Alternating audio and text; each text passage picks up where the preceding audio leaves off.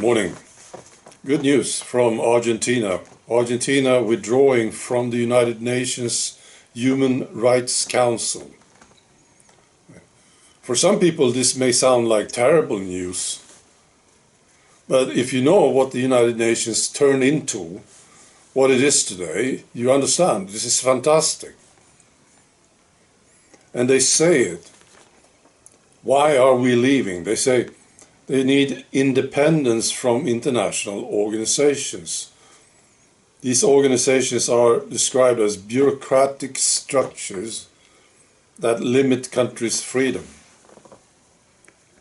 You know, facing this thing is very hard, I think, impossible for politicians in general.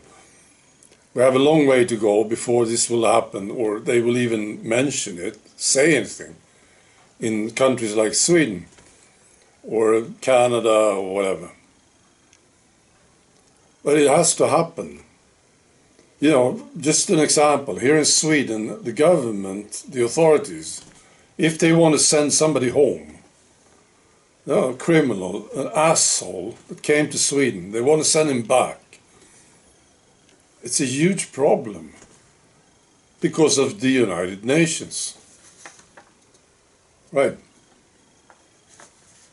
So this is good. I also saw this from England. Wow, this is amazing. Okay, so this is a report from the University of Leicester's Centre for Hate Studies. So they produced this report. And you know what they came up with?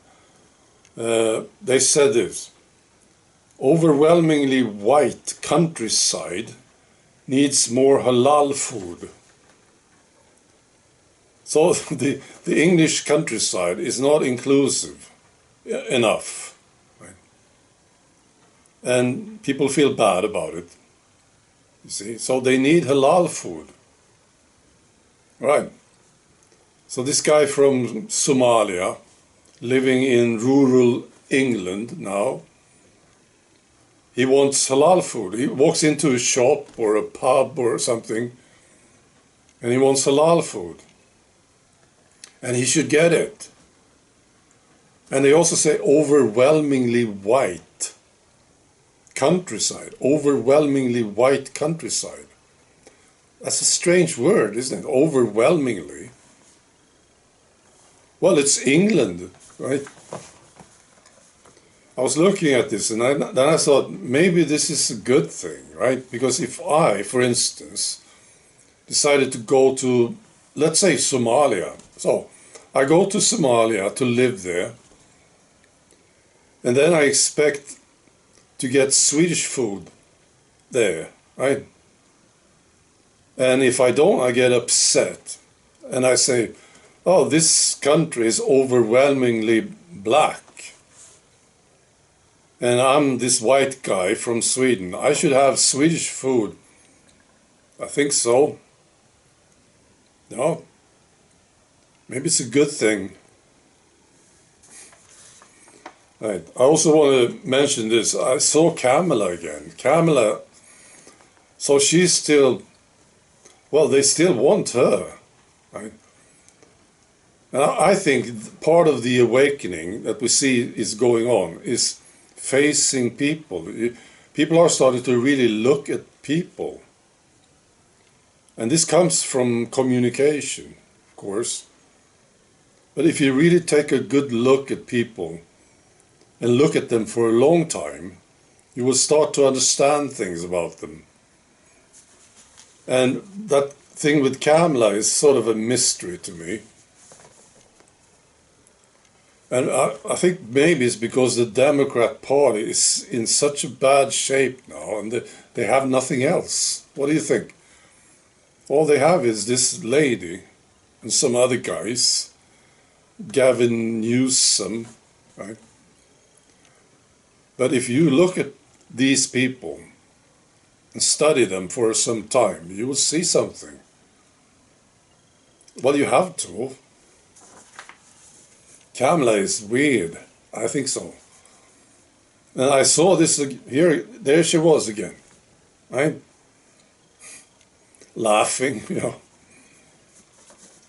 Maybe she bought this image of herself. She said, oh, so these people, they think that I am smart. Well, maybe I am. Maybe I'm a smart lady. I can run for president. Maybe she just bought it. I don't know.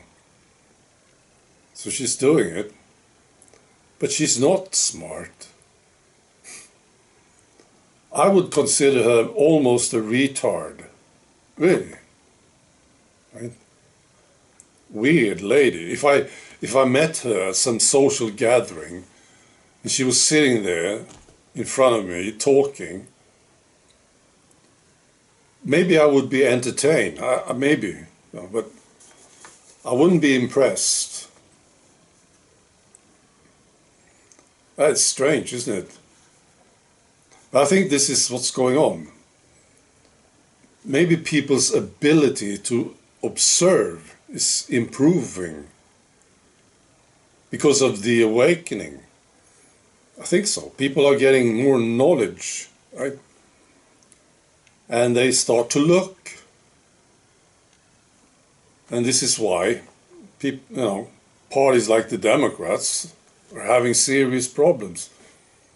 Because people are starting to observe them for real.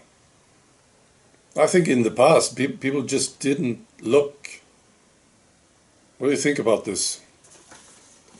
I think it's a major part of the awakening. All right. Be good.